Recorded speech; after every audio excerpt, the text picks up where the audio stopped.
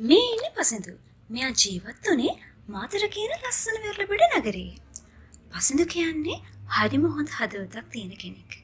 එයා ටික ලොකුම ලොකු හීනයක් තිබුණා. ඒ තමයි හෙදියක් වෙන එක. ඒත් එයාට ඒක කාටවත් කියන්න බය හිතුණා. මොකද එයාලගේ පවුලේ තත්ත්වය තරමක් හොඳ නැති නිසා. පසිඳුගේ තාත්තට මාසෙකට රුපියල් 75000ක පඩියක් විතරයි තිබුණේ.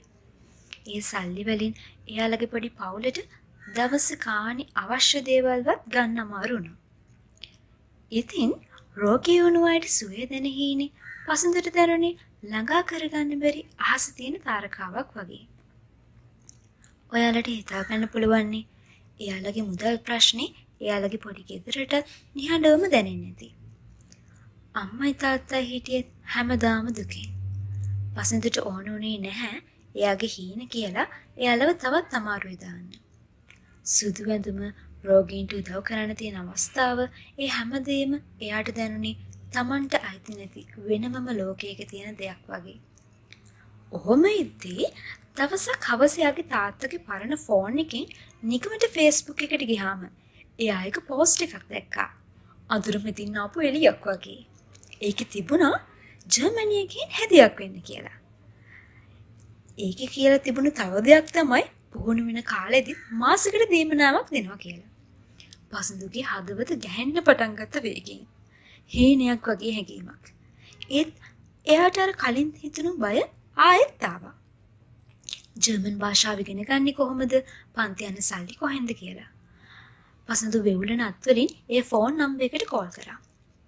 ඊසොෆ්ට් ආයතනයේ හරිම කරුණාවන්ත කටහඬක් පසිඳුගේ කතාවට අහුම්කම් දුන්නා. එයාගේ වචනවල තිබුණු බයටයි බලාපොරොත්තුවටයි හොඳට අහුම්කම් දුන්නා.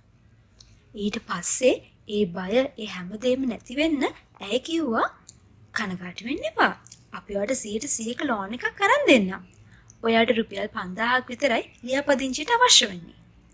පසිඳුට ඉතා තමයි ජීවිතේ පළවෙනි වතාවට දැනුනේ අර ළඟා කරගන්න බැරි තරුව එයාගේ අතටම ඇවිත් කියලා. පුතාගේ ඇස්වල තිබුණු ඒ අදිෂ්ඨානය දැකලා එයාගේ තාත්තා කැමති වුණා පසිඳුට අපවෙන්න. පවුලේ යාළුවෙක්ගේ උදව්වෙන් පසිඳු ටියුෂන් ෆී එකට HNB එකෙන් රුපියල් 2,50,000ක අධ්‍යාපන ණයක් ගත්තා. එයා හරිම මහන්සියෙන් ජර්මන් පන්තිවලට ගියා. භාෂාව ගොඩක් අමාරු නම් එයා ඒක කරන්න ඕනි කියලා හිතාගෙන හිටියා. මාස 8කට පස්සේ එයාගේ මහන්සියේ ප්‍රතිඵලයේ විදිහට ගතේ B2 සහතිකය ලබා ගන්න ඔහුට පුළුවන් වුණා. ටික දවසකින් ජර්මන් ඔෆිස් කෙනෙක් එක්ක එයා පළවෙනි ඔන්ලයින් ඉන්ටර්විව් එකට ගියා.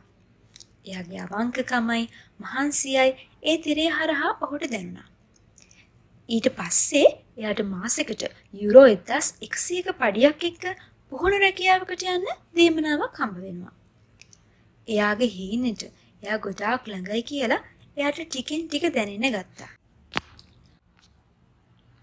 ඒ ඊළඟට ආපු ලොකුම බාධකය තමයි කොහොමද වීසා ටිකට්පත් ගන්න කියන එක. ඒ වැඩ ටිකට විතරක් මෙයාට ලක්ෂ 17ක් වගේ ඕනි වෙනවා. ඒ සල්ලි යාළගේ පවුලට කවදාවත් හිතා ගන්න බැරි ගාණක්. ආයෙත් පාරක් ඊසොෆ්ට් එකේ උපදේශකතුමී HNB එකේ ඉමාෂා කියලා නිලධාරණියෙකුයි එයාට උදව් කරනවා. එයාලා අදිෂ්ඨාන කියලා රටින් පිටත් වෙන්න කලින් ගන්න පුළුවන් ණයක් ගැන පසුදුව දැනුවත් කරනවා. ඒ ණය නිසා එයාට හිතේ සාමයෙන් ජර්මනියට යන්න පුළුවන් වුණා. පසිඳු ජර්මනියේදී අලුත් ජීවිතයක් පටන් ගත්තා. එයාගේ යුරෝ 1100ක දීමනාවෙන් එයා මාසෙකට යුරෝ 230ක් ලෝන් එකට දාන්න ගෙදරට යවනවා. ඒ වගේම එයාගේ රහස් ආයුධය වුණේ ඊසොෆ්ට් එකෙන් නොමිලේම දුන්න IT ක්ලාස් ඩ්‍රයිවිං ක්ලාස් තමයි. එයා part time data entry job එකක් කළා. සතියන්තේ ටැක්සි පැදිවුවා. ඒ හැම දෙයකින්ම අමතර යුරෝ 300ක් උපයා ගත්තා. මේක සල්ලි විතරක් නෙවෙයි. මේක තමයි තමන්ගේ ජීවිතේ පාලනය කරන හැඟීම. අවුරුදු 2ක් ඇතුළත එයා හැම ණයක්ම ගෙවලා අවුරුදු 3කට පස්සේ පසිඳු මාසෙකට යුරෝ 3000ක් උපයන හොඳම සුදුසුකම්ලත් හෙදියක් වුණා. හේන දකින්න බය වුණු අර කොල්ලා දැන් හරිම විශ්වාසවන්ත ගෞරවනීය කෙනෙක්. එයා දැන් ප්ලෑන් කරන්නේ ලංකාවට ඇවිත් තමන්ගේ ආදරයත් එක්ක විවාහ වෙලා එයාවත් ජර්මනියට එකගෙන යන්නයි. පසිඳුගේ කතාව අවස්ථාවක් ලැබුණොත් අදිෂ්ඨානයක් තිබුණොත් ඕනෑම හීනයක් ඇත්තක් කරගන්න පුළුවන් කියලා පෙන්වන්න හොඳම උදාහරණයක්. එයාගේ කතාවෙන් දුෂ්කර තත්ත්වයන් වල ඉන්න හැමෝටම හිමිහිට කියන්නේ මට මේක කරන්න පුළුවන් නම් ඔයාටත් පුළුවන් කියලා.